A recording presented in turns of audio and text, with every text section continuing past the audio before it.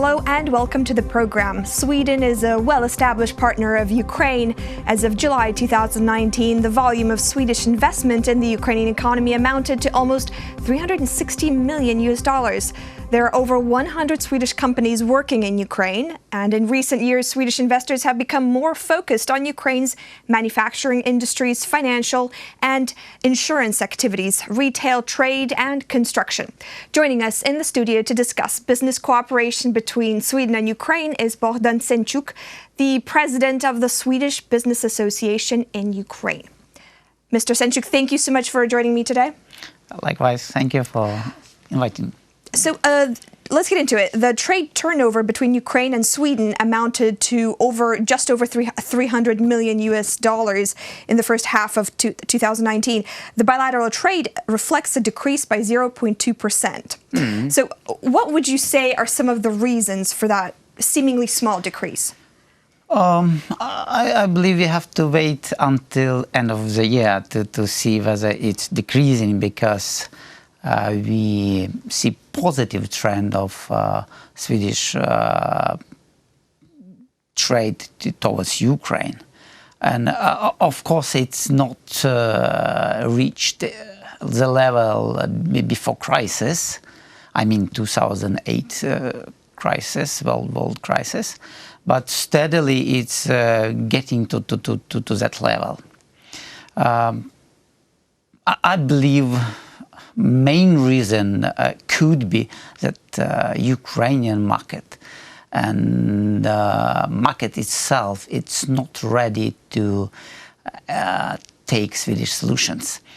It means that not so much money available for Swedish solutions. Right. It could be explanation. So what would you say about a lot of analysts say that trade ties between Ukraine and Sweden could be bigger, better, and just a completely different picture. Now, what would be a realistic goal for the trade turnover between Sweden and Ukraine, in your opinion? It's very hard to predict in figures, but I would say about trend. We see that as of today, Ukrainian export is growing much faster than the Swedish export to Ukraine. So from that point of view, I believe there is big opportunity for both Swedish companies and Ukrainian companies to take benefits of mutual trade. And for that, we need to know much more about Swedish market for Ukrainian companies, how to export, how to find a correct way of promotion, correct way of selling, and the same for Swedish companies. Unfortunately, in Sweden itself, image of Ukraine, it's not positive enough to attract more companies. We can get into that. Right, we can get into that a bit later in the interview. But just to talk a little bit more about bilateral trade, how has it developed between the two countries since Russia annexed Crimea and began its war in eastern Ukraine? What has happened? Many companies, or Swedish brands, which were located in conflict zone, they were relocated in other part of Ukraine, and of course non-Swedish companies left the market. It means positive attitude towards the market, but market size shrinked due to that fact, and there is some fears of course that it's not stable enough economy to invest immediately, maybe to wait to see how it will be developing, etc., etc. And also it's a mental difference, because Swedish companies, they are looking very intensively what's going on, and if conditions are perfect to do more business and invest, they will go and run. Otherwise, it's a still waiting period to make decision of putting more efforts here. But on the other hand, we are very proud. The Minister of Swedish Development visited yesterday event in Mariupol. So it means that Sweden as a state put more efforts and attention to promote Ukraine as destination to do business. Right, yes. And I have a headline here from May 2019 from the Kiev Post, and it reads, "Despite Ukraine's promise, Swedish investors wary." Would you say that's an accurate interpretation? I would say, in other words, that Swedish investors are waiting for appropriate conditions to invest more.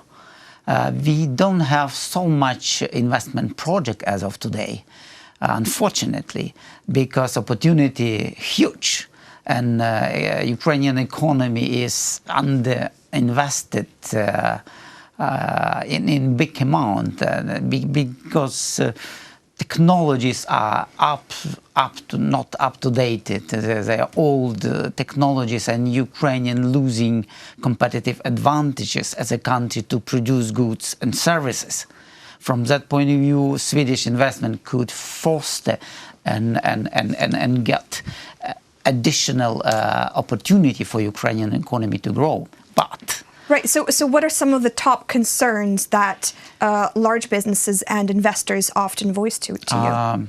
There is no secret. First concern is whether rule of law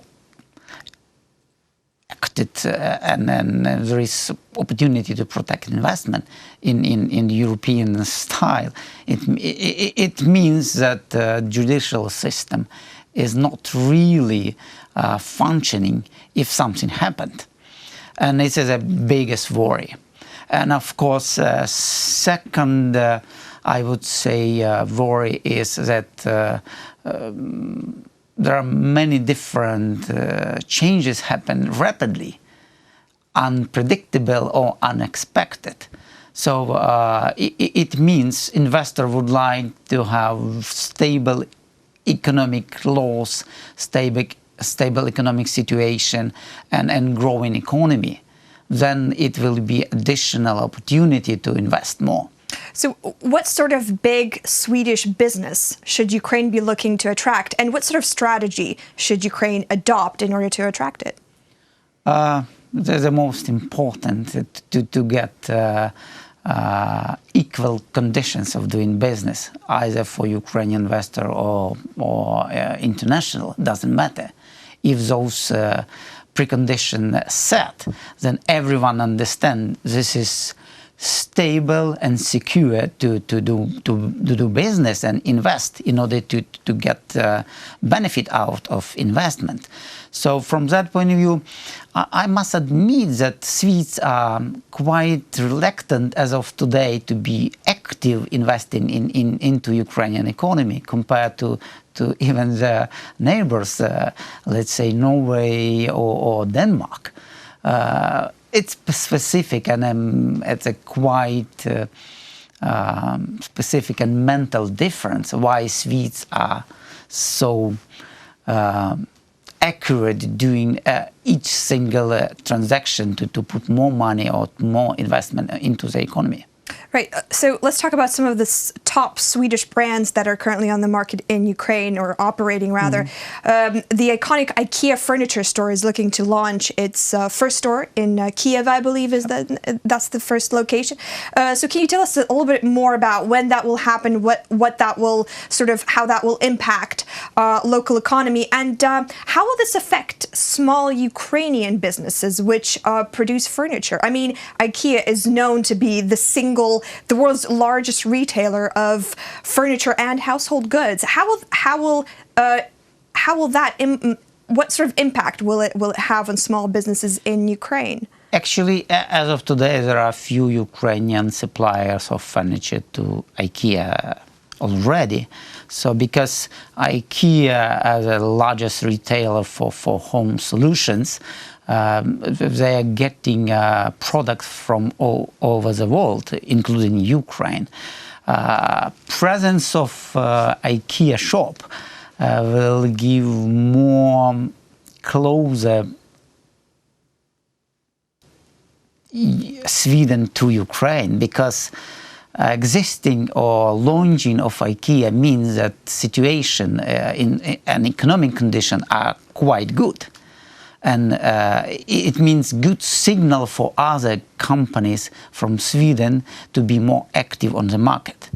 Because as of today, we see long time waiting Ukrainians to get IKEA shop to be open, but unfortunately it will be not full format opening soon. It will be so-called city format.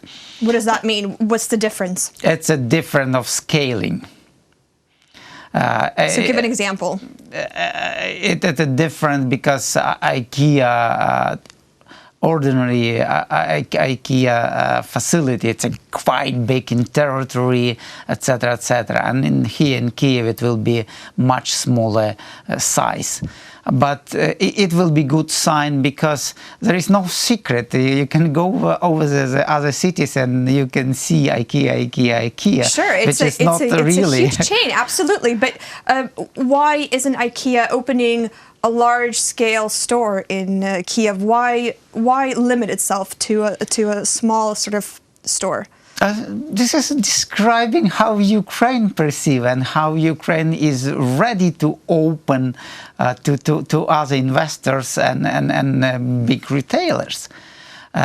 So history of IKEA, unfortunately, too long to get first single shop to be open.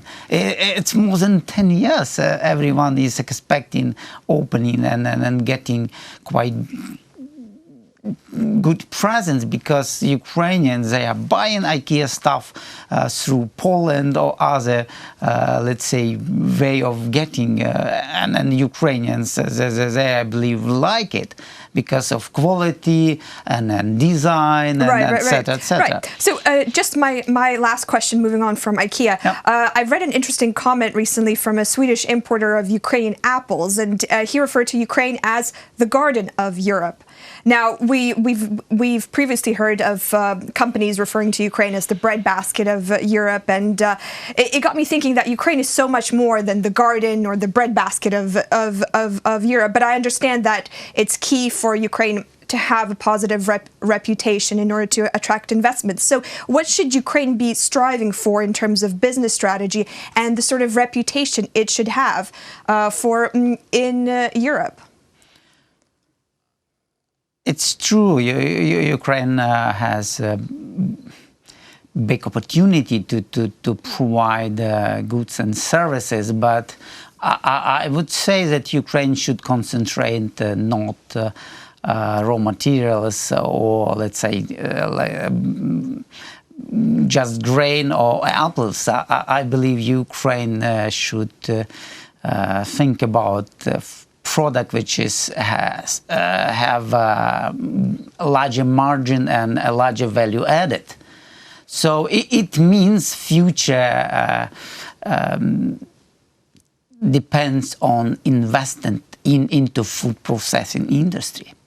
Otherwise, there is no way to compete in the future.